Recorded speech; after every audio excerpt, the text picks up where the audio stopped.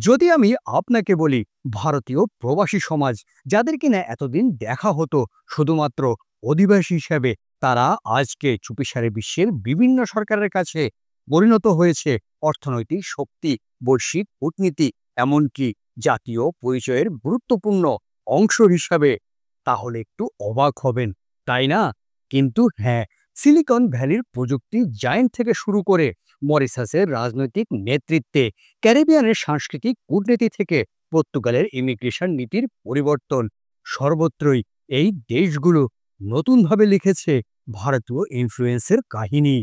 কিন্তু প্রশ্ন হলো, এখন কেন, হঠাৎ করে কেন দেশগুলো ভারতীয়দের নিজেদের অংশ করে নিতে এত প্রতিযোগিতা করছে? তবে কি এর মানে বৈশ্বিক ক্ষমতার ভারসাম্য, নাকি ভারতীয় অধিবাসীরা ধীরে ধীরে বদলে দিচ্ছে বিশ্ব ব্যবস্থাকে? একটার পর একটা দেশকে কেন্দ্র করে ভারতীয় প্রবাসীরা বিশ্বের সবচেয়ে বড় প্রবাসী সম্প্রদায়।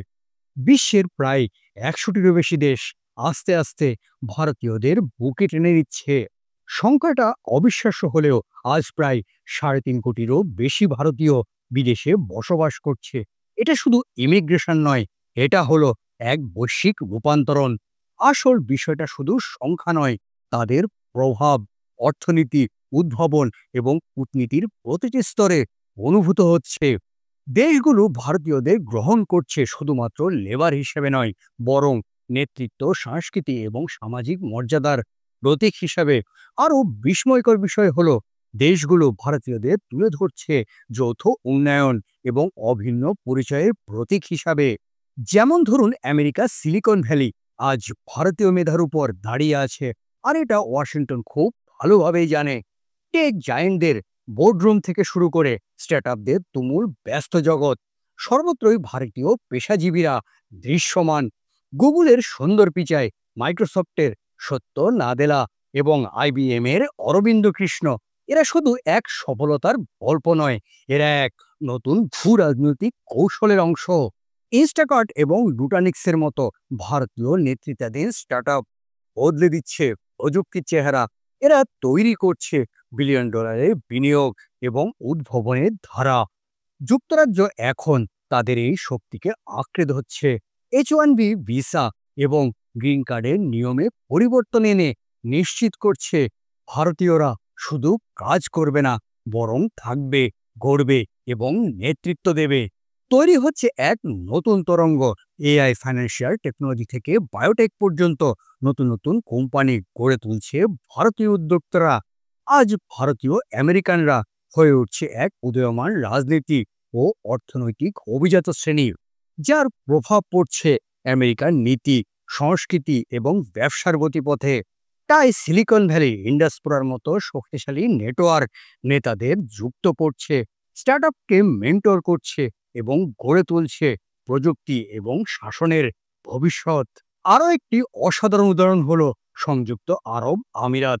দেশটির মোট জনসংখ্যার প্রায় ৩০%ই ভারতীয়। স্বাস্থ্যসেবা থেকে শুরু করে নির্মাণ শিল্প এবং প্রযুক্তি, সর্বত্রই ভারতীয়রা নেতৃত্ব দিচ্ছে।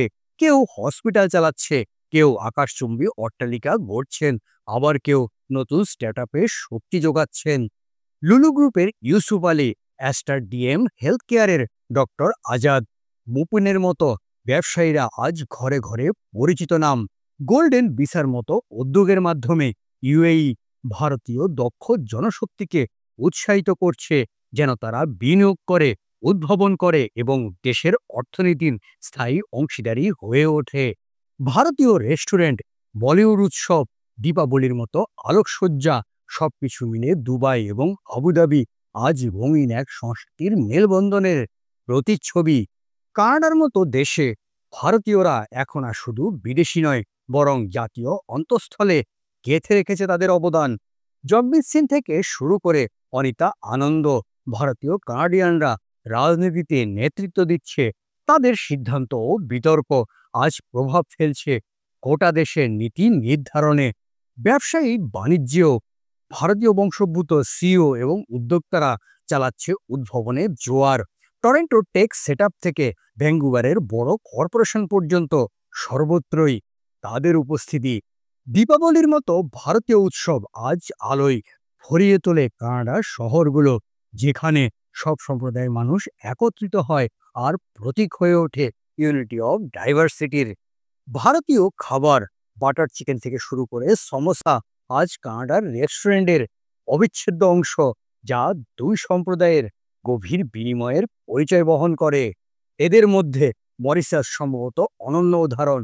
এই দ্বীপরাষ্ট্র শুধু ভারতীয়দের প্রতি বন্ধুত্বপূর্ণই নয়, বরং ভারতীয় ইতিহাস এবং সংস্কৃতির হাত ধরে গড়ে তুলেছে তাদের বর্তমান পরিচয়। ঊনবিংশ শতকে হাজার হাজার ভারতীয় এখানে এসেছিল চুক্তিবদ্ধ শ্রমিক হিসেবে, আর সেই ভিত্তিতেই জন্ম নিয়েছে এক স্বতন্ত্র ইন্দ্রো মরিসিয়ান পরিচয়।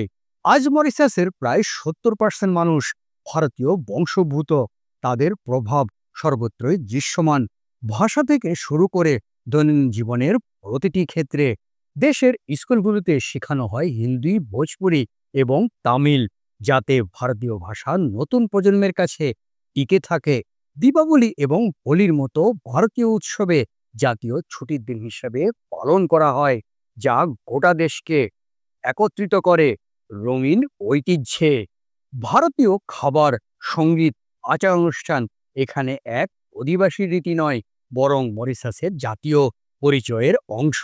ভারতীয় বংশোদ্ভূত প্রধানমন্ত্রীগণ প্রকাশ্যে এই ঐতিহ্যকে ব্যবহার করে শক্তিশালী কূটনীতি এবং অর্থনৈতিক সম্পর্ক গড়ে তুলতে। ভারতের সঙ্গে প্রযুক্তি, অর্থনীতি এবং শিক্ষাক্ষেত্রে যৌথ উদ্যোগ মরিশাসকে করে তুলে ভারত মহাসাগরে ভারতের এক কৌশলগত অংশীদারি। আফ্রিকা মহাদেশের গল্প হলো পুনর্জাগরণ এবং অংশীদারিত্বের এক নতুন কাহিনী। একসময় যাদের দেশ থেকে তাড়িয়ে দেওয়া হয়েছিল, সেই ভারতীয়রাই আজ আফ্রিকার অর্থনীতি পুনর্জাগরণের অন্যতম শক্তি। 70-এর দশকে উগান্ডার এক ডিক্টেটর হাজার হাজার ভারতীয়কে দেশ ছাড়া করেছিল, কিন্তু আজ দৃশ্যপট সম্পূর্ণ বদলে গেছে। এখন এই উগান্ডা সরকার স্বয়ং ভারতীয় বিনিয়োগকারীদের আহ্বান জানাচ্ছে, করে ছাড় বা বিশেষ অর্থনৈতিক অঞ্চল তৈরি করা হচ্ছে শুধুমাত্র ভারতীয়দের জন্য। ভারতীয় মালিকানাধীন সুপারমার্কেট, কারখানা আর প্রযুক্তি প্রতিষ্ঠান বদলে দিচ্ছে স্থানীয় অর্থনীতি আর তৈরি করছে হাজার হাজার কর্মসংস্থান। এদিকে পর্তুগালে গোয়ান সম্প্রদায় আজ অভূতপূর্বভাবে বিকশিত হচ্ছে। সেখানকার সরকার গোয়ানদের জন্য বিশেষ নাগরিকত্বের সুযোগ তৈরি করছে, তাদের অনন্য ঐতিহ্যকে স্বীকৃতি দিচ্ছে এবং সাংস্কৃতিক বিনিময়ে উৎসাহিত করছে। ইসরায়েলের ক্ষেত্রে ভারতীয় ইহুদিদের গল্প বিশেষভাবে আবেগময়। এ যেন এক বহুদিনের হারিয়ে যাওয়া পরিবারের প্রিয় সদস্য।